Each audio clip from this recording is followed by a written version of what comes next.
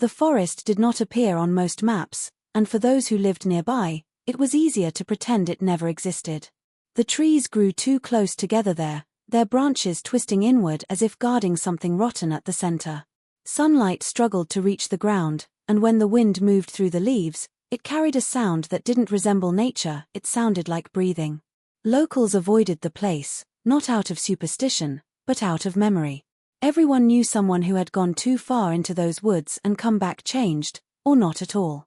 For decades, whispers circulated about a family hidden deep within the forest, a lineage that never sent its children to school, never buried its dead in marked graves, and never welcomed outsiders.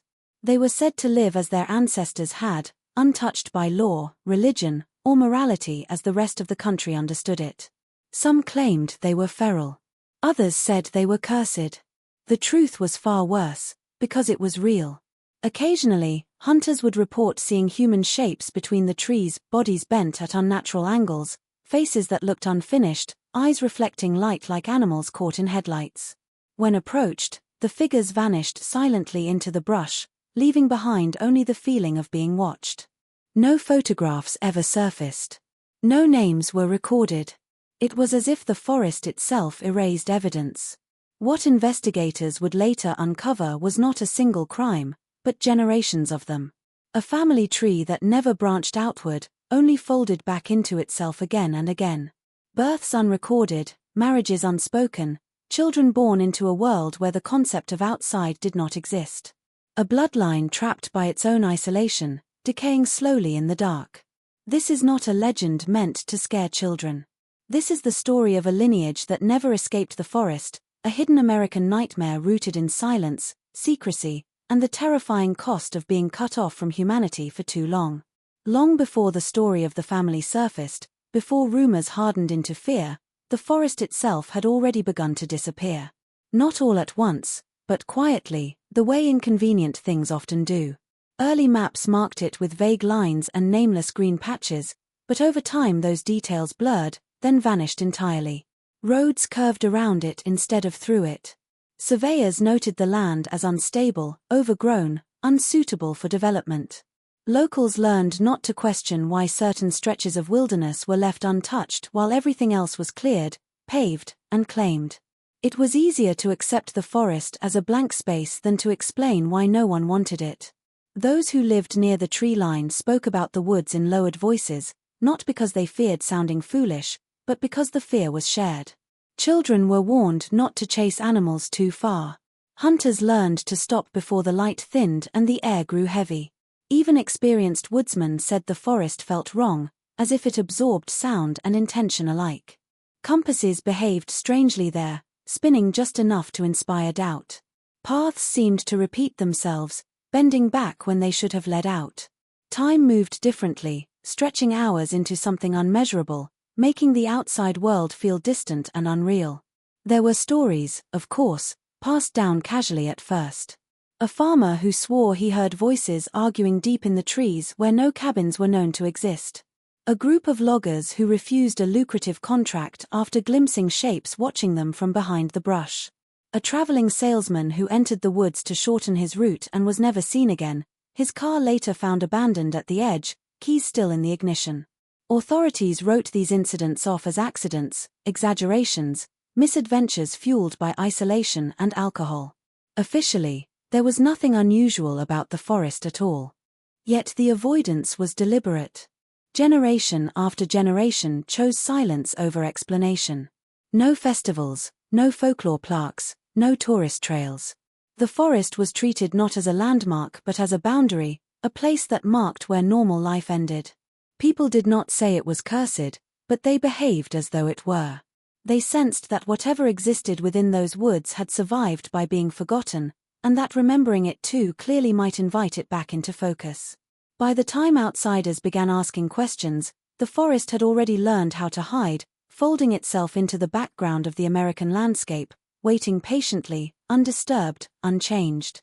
The rumors began as murmurs, whispered in the corners of general stores and barrooms, barely audible over the clink of glasses and the rustle of newspapers. It was said that deep within the forest, beyond the trees that seemed to grow impossibly close together, there existed a family that had never, in living memory, crossed its borders. Neighbors spoke of fleeting glimpses, a figure moving too stiffly, a face glimpsed in a window, or children who appeared in small clearings with eyes too large for their faces and smiles that didn't quite reach them. The descriptions varied, yet the unease was consistent.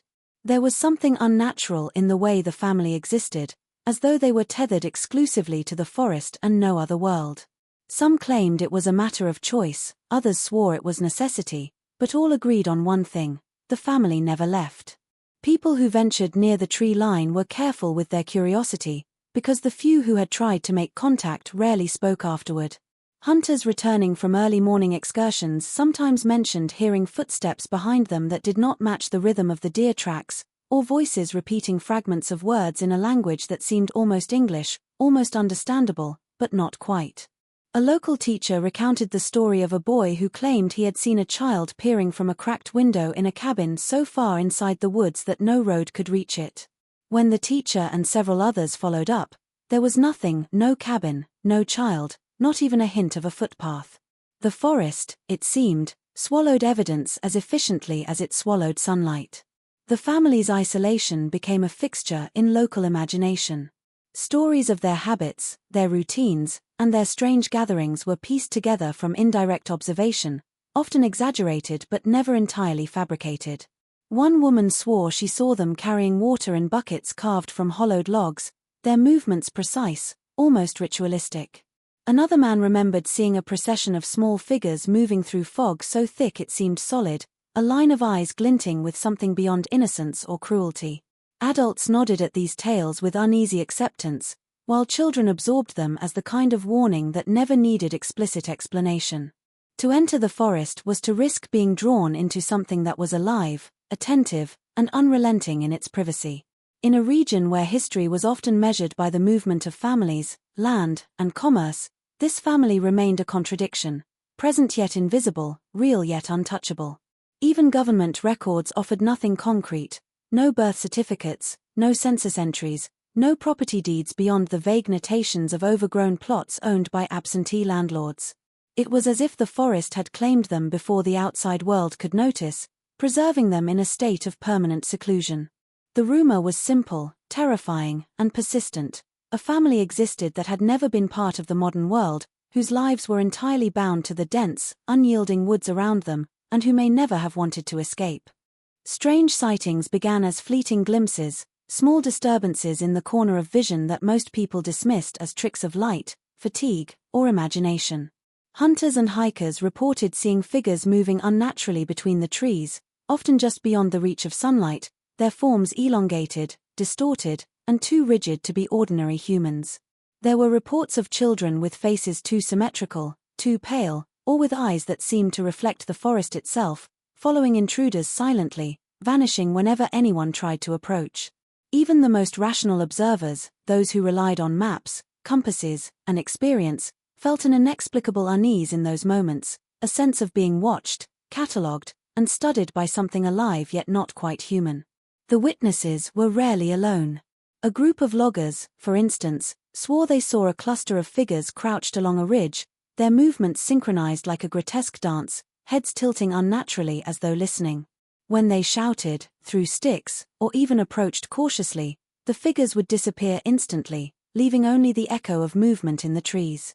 Hunters returning with photos often found their images corrupted by light flares, double exposures, or complete blackness in areas where something should have been visible. There was never a trace left behind, no footprints, no discarded objects, no calls or cries, only the feeling of presence, weighty and oppressive, hanging in the air as if the forest itself were alive and observing.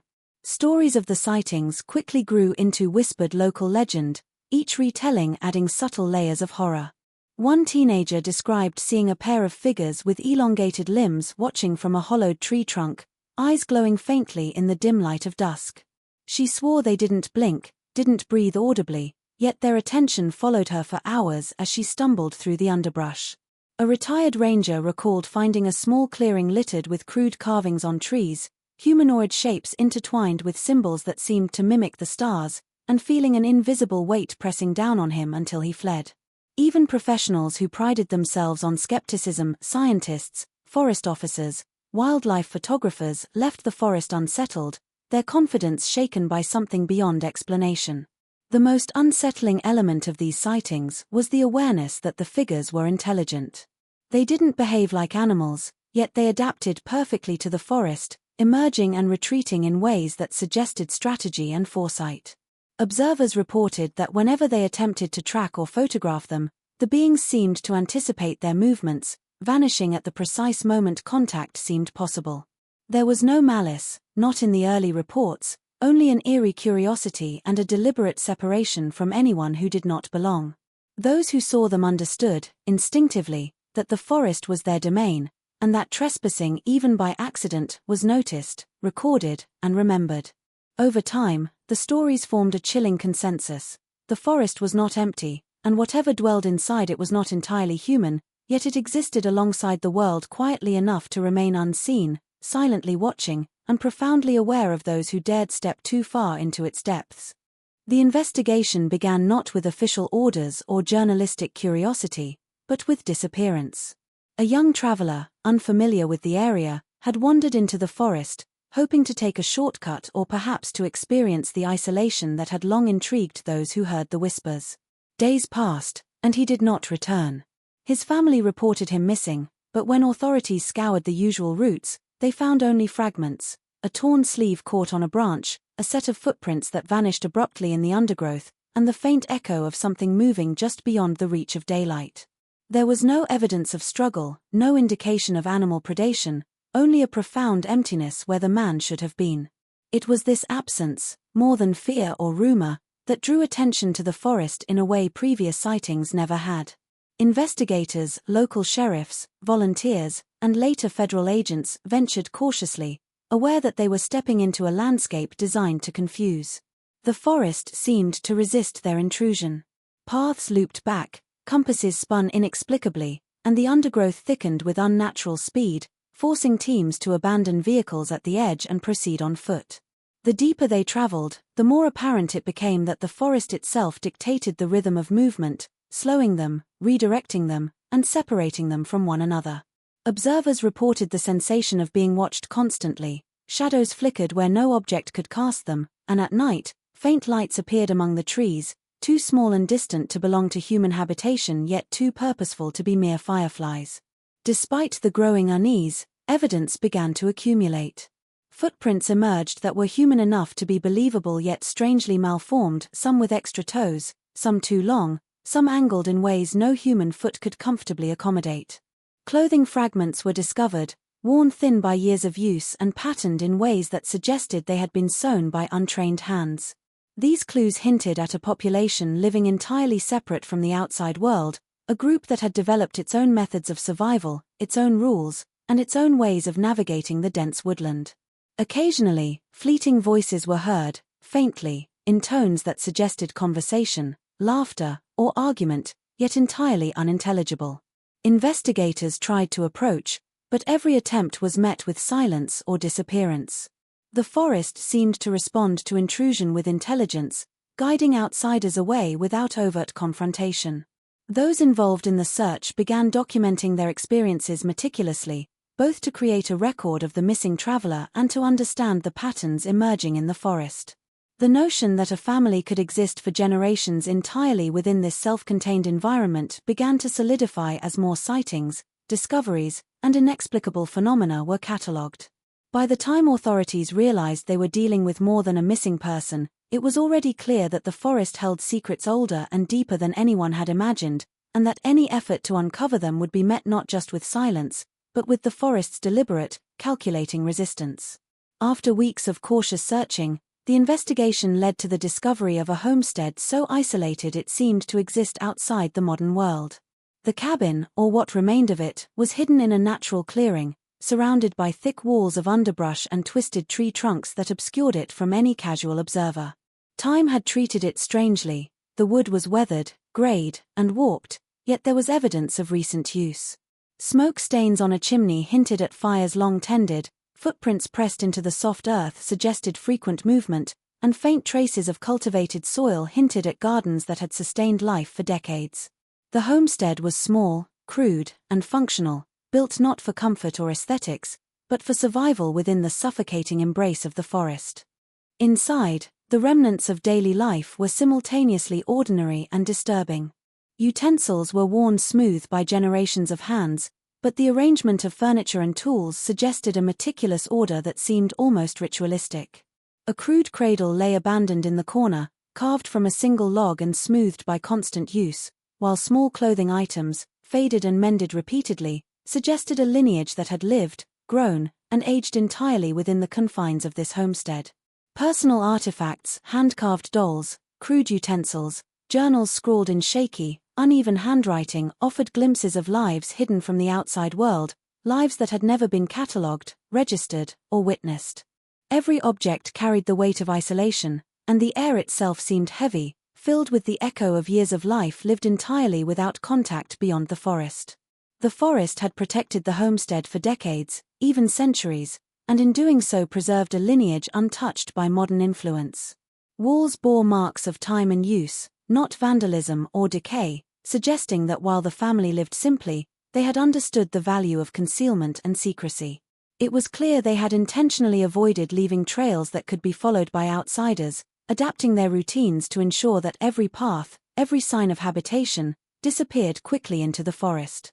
The homestead's design and location hinted at deep knowledge of the wood's natural defenses, concealed water sources, hidden animal traps, and camouflaged entrances that could be mistaken for natural hollows by anyone passing nearby. Exploring the homestead, investigators were struck by the realization that they had stumbled upon a world that functioned entirely on its own rules. It was not merely a home, it was a statement of survival, of a people entirely divorced from the outside, whose lives had been shaped entirely by isolation. There was no evidence of contact with neighbors, no trace of commerce, no signs of outside correspondence. The homestead existed as a microcosm of a hidden society, a physical testament to generations who had deliberately chosen or been forced to remain within the forest, sustaining themselves and perpetuating a lineage that had never escaped the suffocating shadow of the trees. The discovery raised questions that would haunt anyone who entered. How had such a family survived unnoticed for so long, and what kind of lives had been lived entirely within these walls, protected and constrained by the surrounding wilderness? The homestead was both a revelation and a warning, an eerie symbol of the forest's capacity to shelter secrets that were older and darker than the land itself. Inside the homestead, the first tangible evidence of the family's true history began to reveal itself. At first, it was subtle, the way small children's clothing was repeatedly patched, the crude handmade furniture sized for bodies that seemed smaller and differently proportioned than typical children, the careful division of space in ways that suggested multiple generations living under one roof.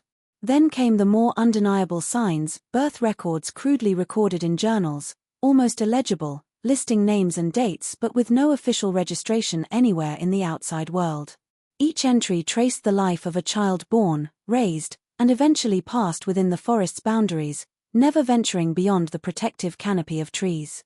It was clear that these were not sporadic births, but part of a continuum that spanned decades, perhaps even a century, of uninterrupted, insular life.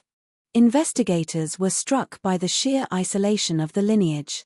Each generation had been born into the same forest, raised with knowledge only of what the surrounding woods could provide, and taught customs that had evolved entirely within these limits. There were no signs of integration with the outside world, no education, no trade, no religious or civic participation. Instead, the family had developed its own rituals, its own hierarchy, and a survival system perfectly adapted to the forest's constraints. Even the architecture of their living space reflected an intimate understanding of generational continuity, with hidden compartments, lofts, and sleeping areas that could accommodate multiple children, adults, and the elderly without ever leaving the safety of the homestead. Physical evidence added a disturbing dimension. The family's members, as observed in crude sketches and fragmented photographs left behind by earlier trespassers or hidden observers, exhibited features that suggested repeated intermarriage within the lineage. Subtle deformities appeared: elongated limbs, unusual facial structures, and other anomalies that hinted at the genetic consequences of long-term isolation. The family was a living demonstration of what happens when a bloodline is folded back into itself over generations, producing patterns of resemblance that were uncanny, unsettling, and unmistakably insular. Even more revealing were the personal artifacts, dolls, carvings, and drawings that depicted family members, each one stylized yet recognizable, showing a remarkable awareness of identity even within a world so constrained. These artifacts suggested pride, ritual, and perhaps even a coded record of genealogy, passed from parent to child as both art and documentation. The forest had not only protected them physically but had allowed a lineage to flourish, survive, and perpetuate itself without interference, creating an entirely self-contained society that had evolved beyond the reach of laws, medicine, and conventional human interaction. By the time investigators pieced together the evidence, it became clear that this was not a simple story of survival or neglect. The forest had preserved a family in its purest form, generations born, lived, and died within the same shadowed space, producing a living archive of human isolation, adaptation, and the terrifying consequences of a lineage entirely sealed off from the world. As investigators delved deeper into the homestead and the surrounding forest, the most disturbing evidence emerged in the form of the family's physical traits. Photographs, sketches, and sporadic eyewitness accounts revealed a pattern that was impossible to ignore. The successive generations bore the unmistakable marks of long-term inbreeding and extreme isolation. Faces were often asymmetrical, eyes set too widely or too close together, and limbs sometimes appeared unusually long or bent at unnatural angles. The features were not grotesque in a caricatured sense, but subtly, deeply unsettling, human enough to be recognizable, yet distorted in ways that hinted at a lineage constricted for decades, possibly centuries. Each new individual seemed to carry the genetic weight of generations, a living record of the family's deliberate or unavoidable seclusion. These deformities were coupled with behavioral oddities that compounded the eerie atmosphere of the homestead. Movements were sometimes jerky, sometimes unnervingly deliberate, as if the body itself was learning to compensate for inherited physical limitations. Voices could be strangely high-pitched, nasal, or monotone, lacking the inflection that comes from interaction with a broader society. Investigators who observed family members from hidden vantage points described a certain rigidity, a hyper-awareness of boundaries and space, as if each person existed in constant negotiation with both their kin and the forest that enveloped them. There was intelligence present, but it manifested in ways shaped entirely by the insular environment, not by the social norms of the outside world. Further evidence came from the journals, sketches, and carvings discovered within the homestead. Generations of births, family trees, and personal observations were meticulously recorded, often with a precision that suggested awareness of the genetic implications of repeated familial unions. Notes described children born strong or weak, bright or sluggish, alongside crude diagrams showing connections between parents and offspring. There was no indication of shame or secrecy within the family itself, rather, it appeared to be a matter-of-fact acceptance of a reality that had been normalized over decades. The forest had isolated them, and the isolation had reshaped them, physically and socially, in ways that made the lineage unrecognizable to the world outside. What unsettled observers most was the interplay between the uncanny physical traits and the family's ability to function as a unit. Despite the visible consequences of inbreeding, the family survived, hunted, cultivated, and protected itself with astonishing skill. The deformities did not prevent life, they altered it, creating a distinct and terrifying culture wholly adapted to the forest's confines. Here, isolation had become both prison and protector, shaping a people whose bodies bore the legacy of generations folded back upon themselves, a haunting testament to the cost of living untouched by the broader human world. The more investigators observed, the clearer it became that these were not anomalies or accidents. The physical deformities were evidence of a deliberate or inevitable pattern, a visual and genetic imprint of the forest's long, silent dominion over a family that had never known escape. Within the depths of the homestead, the investigators uncovered records that revealed the family's deliberate separation from the outside world. Tattered journals, crudely bound notebooks, and even carved wooden tablets chronicled generations of births, marriages, and deaths with a meticulousness that contrasted sharply with the primitive tools and surroundings.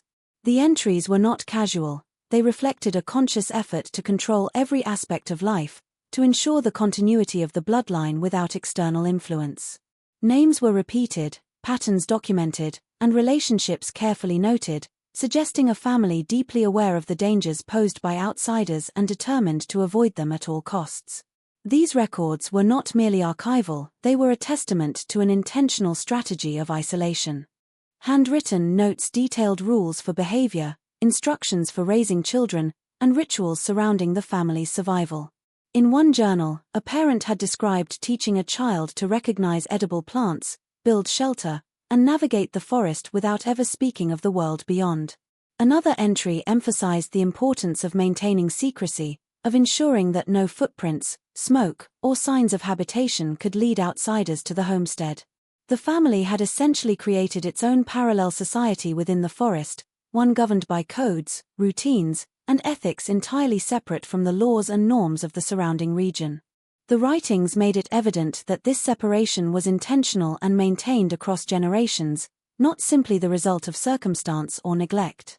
The investigators also found evidence of a rigid social structure within the family, dictated by these records. Certain members were responsible for hunting, others for teaching, and still others for maintaining the homestead, with duties assigned based on age, ability, and the necessity of preserving the lineage. Births and deaths were noted with clinical precision, and there were references to arranged unions designed to prevent outsiders from diluting the bloodline. Over time, it became clear that every action, every decision, and every pattern of life was informed by a singular goal: the survival of the family as a closed system. The journals, sketches, and carvings revealed an obsessive attention to detail, showing that the family understood the genetic, practical, and psychological consequences of their isolation and actively managed them to maintain the lineage. Even more chilling were notes that suggested awareness of how the outside world might view them. Warnings were written to avoid contact, to be cautious, and to retreat if discovered, indicating that secrecy was not merely a convenience but a necessity. The family understood that exposure could destroy the fragile ecosystem they had created over generations. Their records reflected both an intelligence and a cold pragmatism, a knowledge that isolation itself was the key to survival and that the forest had become both protector and prison. The depth and consistency of these documents confirmed that the family's seclusion was neither accidental nor passive, it was a deliberate, multi-generational strategy that had shaped their identity, their behavior, and ultimately, their very existence. As the investigation unfolded, it became clear that authorities had long been aware of the forest's secrets, though the knowledge had been carefully suppressed. Historical records, when cross-referenced with obscure local documents and anecdotal accounts, revealed that earlier encounters with the family had been quietly managed, dismissed, or erased. Missing persons reports were filed and then mysteriously closed without resolution, maps were redrawn, omitting paths and clearings, and land deeds showed unusual gaps where the forest should have been accessible. Local officials, sheriffs, and even federal agents seemed to have collectively agreed on a policy of inaction, preserving the forest and its inhabitants by keeping their existence off the books. It was as though the lineage had been protected, deliberately or inadvertently, from the scrutiny of the outside world. Investigators discovered that prior search parties had been sent into the forest, ostensibly to recover lost hikers or investigate rumors, only to return with incomplete records and vague reports. Notes indicated sightings of strange figures, evidence of habitation, and even physical artifacts, yet these details were never made public. Occasionally, references appeared in newspapers or diaries, only to vanish from the archives, leaving tantalizing gaps that suggested deliberate erasure.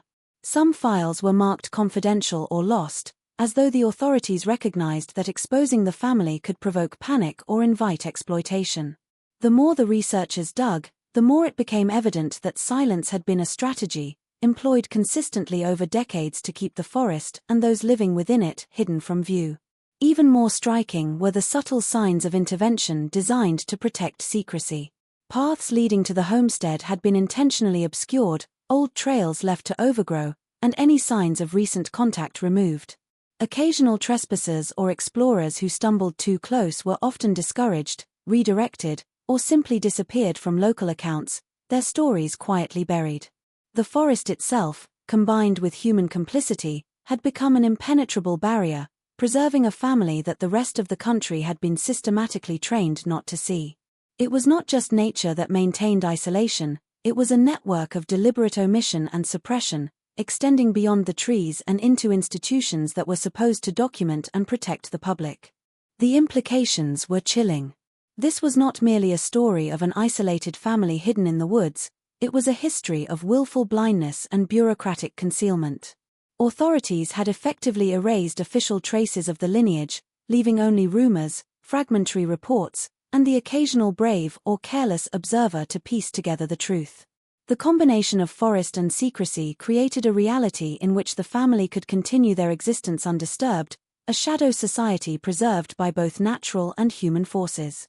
The deliberate silencing of evidence ensured that the lineage remained not only physically hidden but historically invisible, a disturbing testament to the lengths the outside world would go to maintain ignorance, whether out of fear, respect, or moral hesitation. Even after the discovery of the homestead and the documentation of the family's history, the most unsettling realization was that the lineage might not have vanished at all. Observers reported fleeting glimpses of figures moving in the dense shadows of the forest, often at the very edge of perception, disappearing whenever anyone attempted a closer look.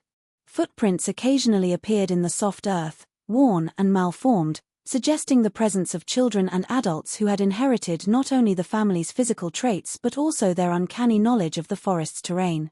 Every investigator who spent time there felt the subtle, almost sentient awareness of being watched, as if the forest itself and those who lived within it was cataloguing their movements, assessing intentions, and choosing when or if to reveal itself.